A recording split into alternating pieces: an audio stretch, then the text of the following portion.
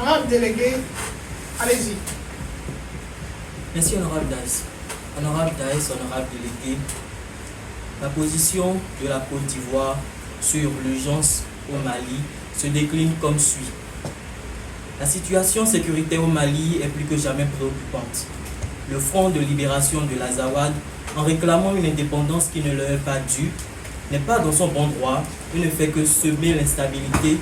dans une région déjà assez menacée par le terrorisme.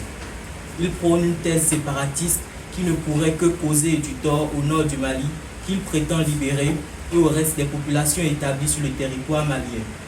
Consciente de l'existence d'une certaine différence ethnique au sein du peuple malien,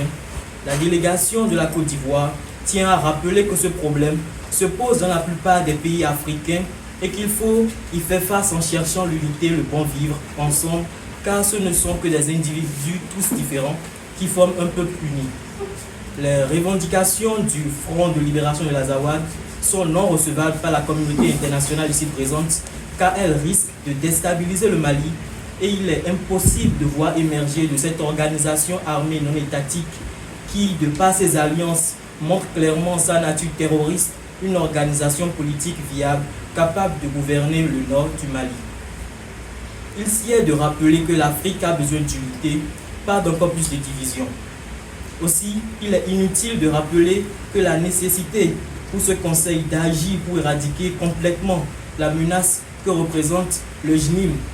groupe de soutien à l'islam et aux musulmans, n'est qu'amplifiée après les attaques terroristes que ce groupement a menées conjointement avec le Front de libération de l'Azawad à partir du 25 avril.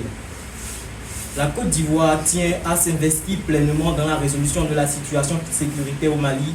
car elle est elle-même directement exposée à une possible escalade des tensions étant un État frontalier du Mali. Ainsi, rappelant les principes fondamentaux consacrés par l'acte constitutif de l'Union africaine,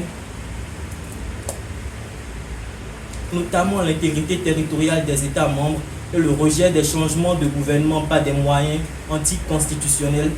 réaffirmant l'attachement indéfectible de la communauté africaine à l'unité, à la paix et à la sécurité collective du continent, est profondément préoccupé par la détérioration rapide et alarmante de la situation sécuritaire et humanitaire au Mali. La délégation ivoirienne préconise, en vertu de l'article 6D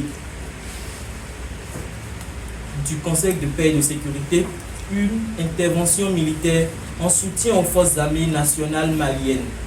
Elle aura pour principale mission de lever les blocus imposés par les groupes terroristes et séparatistes, JNIM et FLA, pour permettre au pays de reprendre son contrôle sur la libre circulation des personnes et des biens, désarmer les groupes terroristes, aider les autorités maliennes à traduire en justice les coupables dans le respect des normes internationales. La délégation ivoirienne reconnaît de par sa propre histoire le soutien que pourrait représenter une opération de maintien de paix de l'ONU et souhaite un renouvellement de la MINUSMA pour une action multilatérale profitable au Mali et plus efficace militairement et surtout sur le plan humanitaire. La délégation de la Côte d'Ivoire demande enfin